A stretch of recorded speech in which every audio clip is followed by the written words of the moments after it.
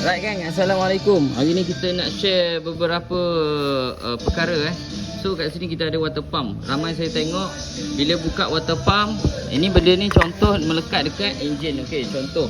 So ramai yang ketuk kat sini. Ni ramai yang ketuk kat sini. Paksa ketuk. So kat sini saya nak beritahu jangan ketuk ikut sini jika dia jam. Kalau kata dia ketuk-ketuk sikit pun dia memang tak nak, janganlah korang ketuk sampai dia pecah. Okey, cara dia macam gini je geng. Korang buka je semua housing ni, tak ada masalah. Sebab kalau kata korang order water pump sekalipun, dia akan datang gasket housing sekali. Sebab apa? Sebab benda ni kalau nak buka, memang nak kena buka housing ni sekali.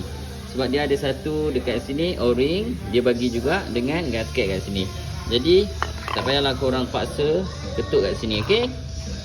So cara dia keluarkan housing macam tu. Bismillah.